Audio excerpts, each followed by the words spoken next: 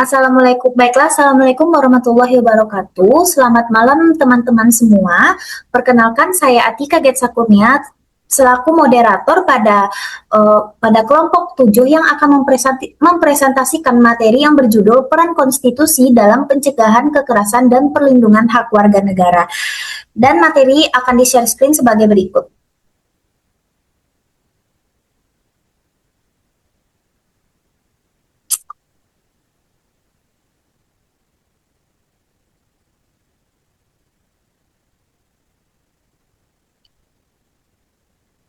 Baiklah teman-teman, kita langsung saja masuk ke latar belakang. Konstitusi yaitu hukum dasar tertinggi negara.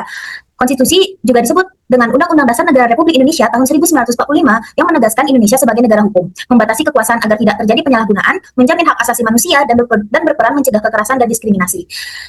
Selanjutnya kita akan masuk kepada pembahasan pertama yang akan dibacakan oleh pemateri 1. Kepada pemateri 1, kita persilahkan.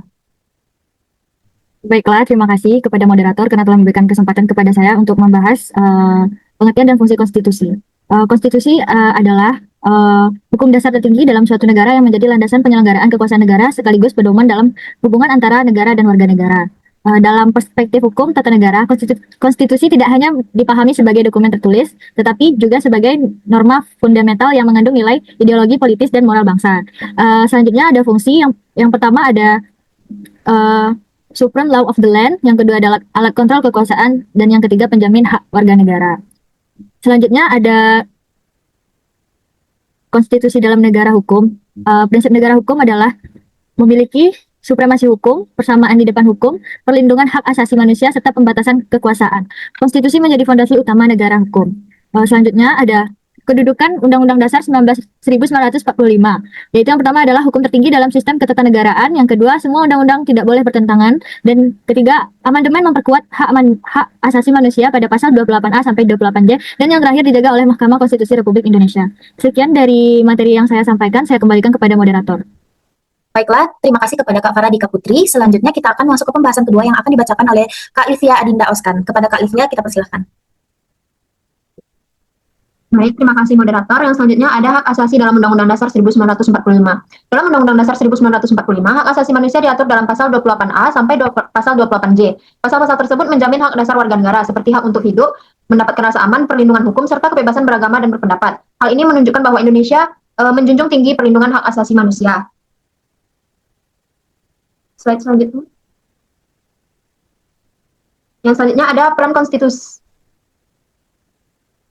Selanjutnya ada peran konstitusi dalam pencegahan kekerasan. Konstitusi berperan penting dalam pencegahan kekerasan karena Undang-Undang Dasar 1945 menjadi dasar hukum tertinggi dalam melindungi hak warga negara. Konstitusi membatasi kekuasaan agar tidak terjadi tindakan sewenang-wenangan serta menjamin hak masyarakat untuk hidup aman dan terlindungi dari kekerasan.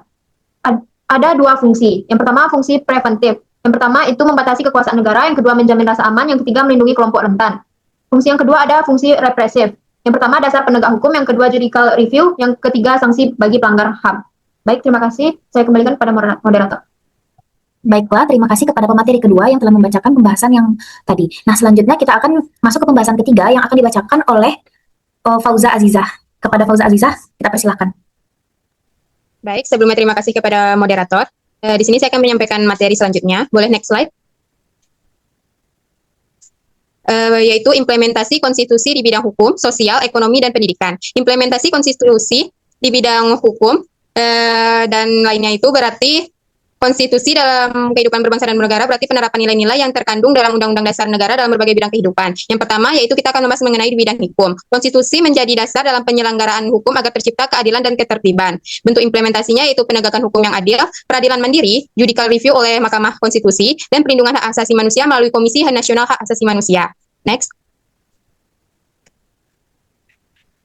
Yang kedua yaitu di bidang sosial budaya. Di bidang sosial, konstitusi menjamin terciptanya kehidupan sosial yang adil, aman, dan harmonis, seperti toleransi, anti-diskriminasi, dan Bhinneka Tunggal Ika. Dan yang ketiga yaitu ekonomi.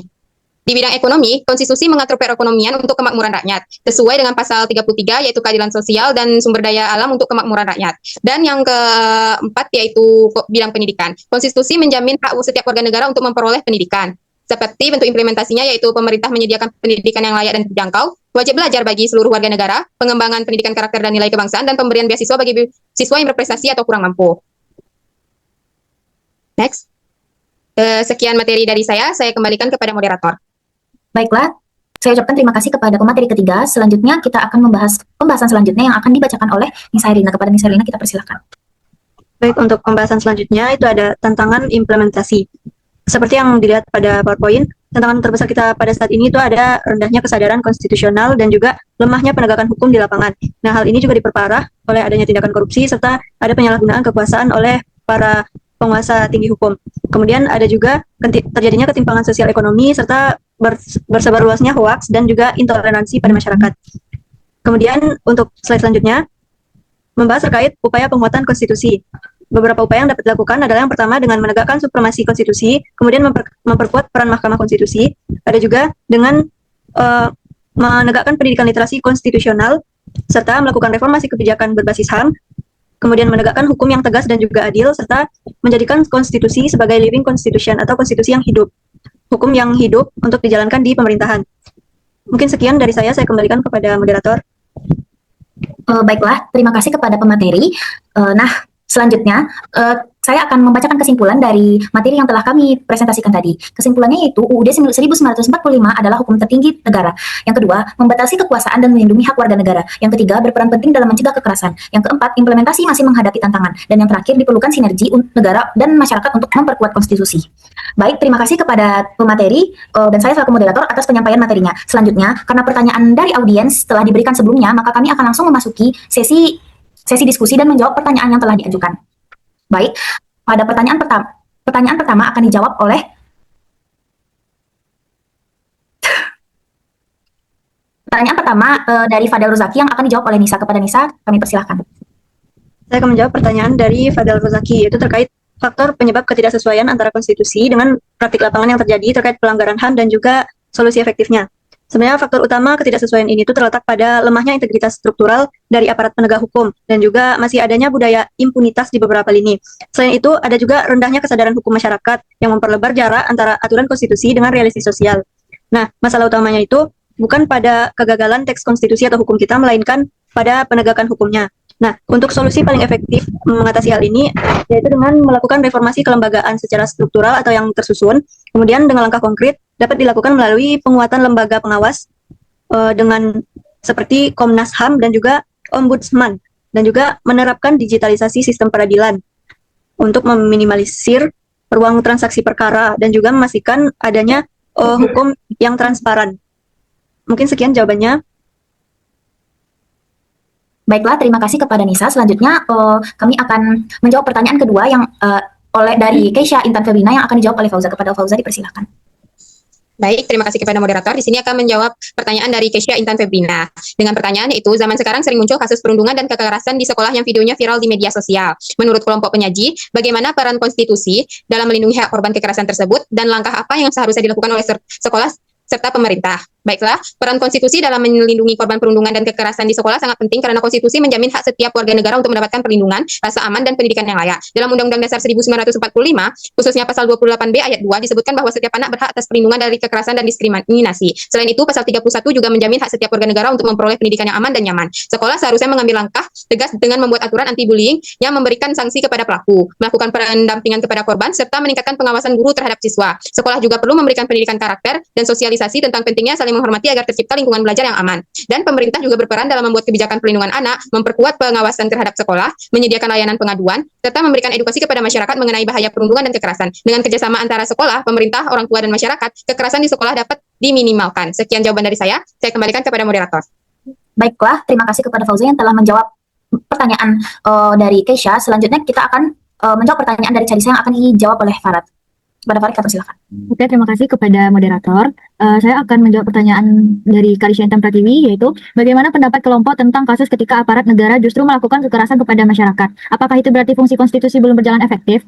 Baik, menurut saya akan menjawab, menurut kelompok kami, Apabila aparat negara justru melakukan kekerasan kepada masyarakat, hal tersebut menunjukkan adanya penyimpangan dalam pelaksanaan tugas dan wewenang aparat yang seharusnya melindungi, mengayomi, dan melayani masyarakat sesuai aturan hukum dan konstitusi. Namun hal ini tidak selalu berarti bahwa fungsi konstitusi sepenuhnya gagal, melainkan dapat menunjukkan bahwa implementasi atau pelaksanaan nilai-nilai konstitusi belum berjalan secara efektif. Konstitusi pada dasarnya telah mengatur pelindungan hak asasi manusia, persamaan di hadapan hukum, serta pembatasan kekuasaan negara agar tidak bertindak sewenang-wenang. Akan tetapi, jika masih terjadi kekerasan oleh aparat, berarti terdapat kelemahan dalam pengawasan, penegakan hukum, pendidikan etika profesi, maupun akuntabilitas lembaga negara. Oleh karena itu, diperlukan evaluasi dan penegakan hukum yang tegas agar fungsi konstitusi dapat berjalan lebih efektif dalam melindungi hak masyarakat. Sekian dari saya kembalikan kepada moderator. Baiklah, terima kasih kepada Farah yang telah menjawab pertanyaan dari Charisha. Selanjutnya, kita akan menjawab pertanyaan dari Aulia yang akan dijawab oleh Livia. Kepada Livia, kita persilahkan. Baik, saya akan menjawab pertanyaan dari Aulia. Pertanyaannya itu, bagaimana kita bisa menjaga keseimbangan yang ideal antara menjaga kestabilan dan kerigidan konstitusi sebagai benteng pembatas kekuasaan dengan tuntutan menjadikannya sebagai living constitution. Baik, menurut kelompok kami, keseimbangan antara konstitusi yang stabil dan konsep living constitution dapat dijaga dengan tetap mempertahankan nilai dasar konstitusi seperti keadilan, HAM, dan pembatasan kekuasaan. Nilai tersebut tidak boleh berubah karena kepentingan tertentu. Namun, penerapannya harus tetap fleksibel mengikuti perkembangan zaman. Jadi, yang menyesuaikan bukan hanya dasar konstitusinya saja, melainkan cara pelaksanaannya, penafsirannya agar tetap relevan menghadapi tantangan modern, seperti kekerasan digital. Dengan begitu, konstitusi tetap menjadi pembatas kekuasaan sekaligus mampu melindungi hak warga negara sesuai perkembangan masyarakat. Baik, sekian jawaban dari saya. Terima kasih. Baiklah, terima kasih kepada Livia yang telah menjawab pertanyaan dari Aulia. Selanjutnya saya sendiri akan menjawab pertanyaan dari Muharamah, yaitu dari beberapa kasus yang dapat dilihat seperti salah satu contoh, seorang nenek tertangkap mencuri beberapa bahan makanan di pasar karena tidak memiliki uang untuk makan. Dia langsung dan cepat diproses hukum. Di sisi lain, seorang pejabat yang terbukti melakukan korupsi dana miliaran rupiah justru mendapatkan fasilitas mewah di penjara. Proses hukum yang lama, bahkan ada yang mendapat potongan hukuman. Pertanyaannya, apa solusi agar hukum tidak tajam ke bawah tetapi tumpul ke atas? Dan bagaimana hukum dapat ditegakkan secara adil tanpa memandang jabatan atau status sosial? Nah, jawaban dari kelompok kami, solusi agar hukum tidak tajam ke bawah tetapi tumpul ke atas adalah memperkuat prinsip equity before the law, yaitu semua orang memiliki kedudukan yang sama di depan hukum tanpa melihat jabatan atau status sosial. Selain itu, aparat penegak hukum harus lebih independen, transparan, dan bebas dari intervensi. Pengawasan publik juga penting agar proses hukum berjalan adil dan tidak memihak. Baiklah, itulah jawaban dari kelompok kami. Karena seluruh materi telah disampaikan dan semua pertanyaan yang telah diberikan sebelumnya sudah dijawab, maka berakhirlah presentasi kelompok kami pada hari ini. Kami mengucapkan terima kasih kepada Bapak atau Ibu dosen serta teman-teman yang telah menyimak dan berpresentasi dalam diskusi ini. Semoga materi yang telah dipresentasikan dapat menambah wawasan kita mengenal pentingnya peran konstitusi dalam mencegah kekerasan dan melindungi hak warga negara. Saya selaku moderator pamit undur diri. Terima kasih atas perhatian teman-teman semuanya. Wassalamualaikum warahmatullahi wabarakatuh.